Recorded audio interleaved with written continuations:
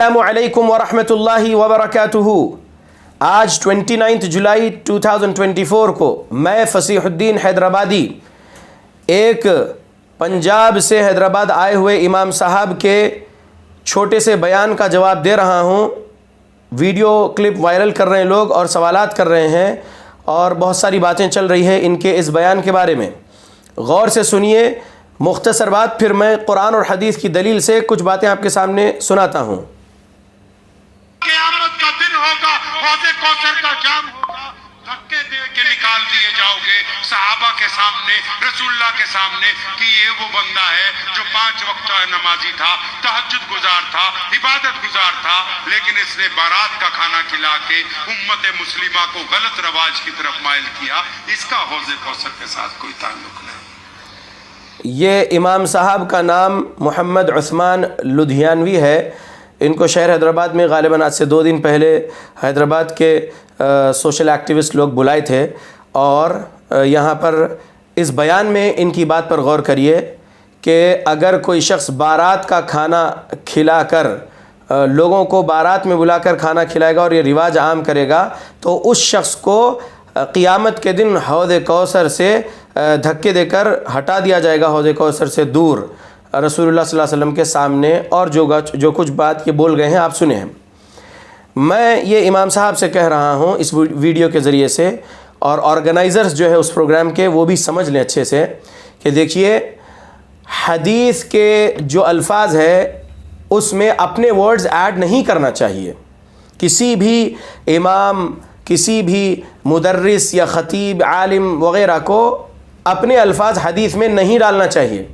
حدیث جو کی توں بیان کرنا چاہیے، جیسا محدثین نے ایمانداری، امانت داری کے ساتھ بیان کیے ہیں۔ میں ایک حدیث حوض کوثر کی بیان کر رہا ہوں، مختصر حدیث کے الفاظ۔ حدیث لمبی ہے، صحیح مسلم حدیث نمبر 400، اور یہ حدیث دوسری حدیث کی کتابوں میں بھی موجود ہے۔ اس صحیح مسلم میں حدیث نمبر 400 میں جو ہے، حدیث میں آخر میں کیا ہے؟ حوض کوثر کی بات پیارے نبی صلی اللہ علیہ وسلم نے جب بیان کرے اپنے صحابہ کو، جبریل علیہ السلام آ کر جو وحی سنائے، تو اللہ کے نبی صلی اللہ علیہ وسلم نے قیامت کے دن کے ایک منظر کو جو جبرائیل سے سنے، اس حدیث میں ہے، تفصیل آپ دیکھ سکتے ہیں، حدیث 400 صحیح مسلم، تو صحابہ کو سنائے کہ ایسا ہونے والا ہے قیامت کے دن، کہ قیامت کے دن حوض کوثر پر رسول اللہ صلی اللہ علیہ وسلم جب جام کوثر پلانے کے لیے ہوں گے تو وہاں پر کچھ لوگوں کو فرشتے پیچھے کھینچیں گے، پیچھے ان کو ہٹائیں گے، جام کوثر پینے نہیں دیں گے۔ تو اللہ کے حبیب صلی اللہ علیہ وسلم اللہ سے کہیں گے، حدیث کے الفاظ ہیں، یا ربی انہو من امتی، اے میرے رب یہ میری امت میں سے ہے۔ تو آپ صلی اللہ علیہ وسلم سے کہا جائے گا، ما تدری ما احدث بعدک، آپ کو نہیں معلوم کہ آپ کے اس دنیا سے چلے جانے کے بعد ان لوگوں نے کیا نئے نئے کام ایجاد کر لیے تھے، تو اس لیے ان کو دور ہٹایا جا رہا ہے، یعنی بدعتیوں کو دور ہٹایا جائے گا، بدعتی خرافاتی جو ہوں گے ان کو دور ہٹایا جائے گا۔ اب یہاں پر بدعت کسے کہتے ہیں یہ سمجھنا چاہیے۔ انوویشن ان اسلام اگر کوئی بندہ کر رہا ہے تو بدعتی ہوا، اور بدعت گمراہی ہے، اور گمراہی جہنم میں لے جائے گی۔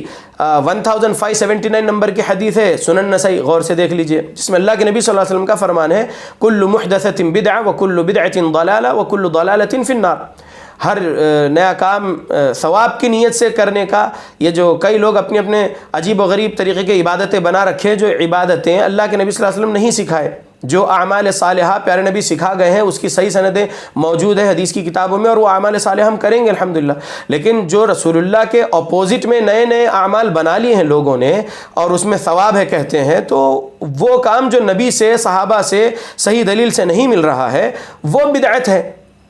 اب اگر کوئی بندہ نکاح کے مجلس میں، نکاح کی محفل میں کسی کو کھانا کھلا رہا ہے تو کیا یہ بدعت ہوگی؟ نعوذ باللہ۔ کس محدث نے اس کام کو بدعت کہا؟ پہلی صدی ہجری سے لے کے آج 1446 ہجری تک کس محدث کی کتاب میں اس حدیث کی شرح میں یہ لکھا گیا ہو؟ صحیح مسلم 400 کی ہی شرح کی بات کر لیتے ہیں، دوسری بھی اور حدیث کی کتابوں میں یہ حوض کوثر والی حدیث موجود ہے، تو اس میں کس محدث نے شرح میں ایسا لکھے ہیں کہ جو ہے نکاح کا کھانا کھلانا، نکاح کی مجلس کا کھانا کھلانا بدعت ہے، اور ایسا بدعتی حوض کوثر سے دور کر دیا جائے گا، اس کو جام کوثر نہیں پلایا جائے گا؟ کس محدث نے ایسا لکھا ہے؟ بتائیے دلیل، کتاب سے بتائیے. اپنے جذباتی بیانات کر لے کے لوگوں کو جو ہے کشمکش میں ڈالنا اور لوگوں کو کنفیوژن میں ڈال کے اور زیادہ جو ہے چرچا کا ایک ماحول کھڑا کر دینا, پھر لوگ ادھر سے کسی کو برا بول رہے, ادھر سے کوئی اور کسی کو برا بول رہے. نہیں بولنا چاہیے کسی کو بھی برا. امن پسند ہم لوگ ہیں, امن کی بات صلاحیت سے ادب احترام کے ساتھ کرنا چاہیے. اور ہمارے سلف صالحین کیا سمجھے حدیث کو, وہی سمجھ ہماری بنانا ہے ہم کو. ہماری سمجھ سلف صالحین کے اپوزٹ میں نہیں ہونا چاہیے. یہاں پر واضح طور پر بول رہا ہوں کہ بارات جو سینکڑوں کی تعداد میں لے جاتے ہیں, یہ نہیں لے جانا چاہیے نکاح کے دن. ولیمے کی دعوت بھی اگر کرنا ہے تو اولم ولو بشاتن, رسول اللہ صلی اللہ علیہ وسلم کی حدیث موجود ہے. کسی کی استطاعت زیادہ لوگوں کو ولیمے کا کھانا کھلانے کی ہے تو وہ زیادہ لوگوں کو کھلائے. حدیث میں کوئی تعداد فکس نہیں کی گئی کہ اتنے لوگوں کو ہی دعوت دیا جائے ولیمے کی, لیکن یہ تعلیم دے دی گئی کہ استطاعت کے مطابق ایک ہی بکرا ذبح کر دیا جائے اور ولیمہ کر کے جو ہے کھلا دیا جائے. اولم ولو بشاتن, ولیمہ کرو اگرچہ کہ ایک بکری ہی ذبح کر کے ولیمہ کیا جائے.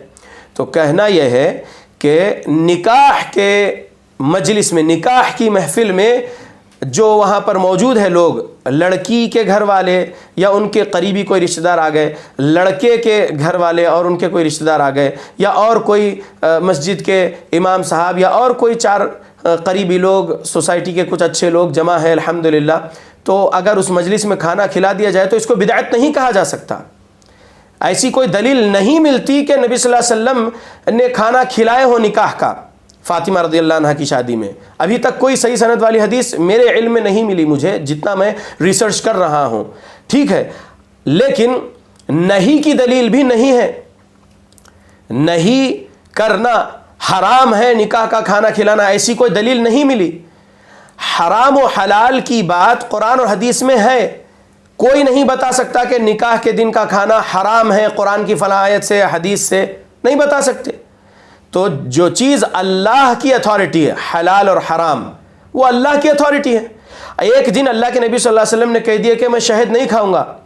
بعض ازواج مطہرات نے کہا تھا کچھ نبی صلی اللہ علیہ وسلم سے شہد کے بارے میں, آپ کے منہ سے شہد کی مہک آتی تھی, تو نبی صلی اللہ علیہ وسلم اپنے اوپر جو ہے شہد کو نہیں کھاؤں گا کہہ دیے. تو اللہ نے آیت نازل کر دیا, سورہ تحریم سورہ 66 آیت نمبر 1, یا ایھا النبی لم تحرم ما احل اللہ لک. آیت دیکھیے اس کی تفسیر مفسرین نے کیا کرے. تو ہم فلاں چیز حرام فلاں چیز حلال نہیں کہہ سکتے.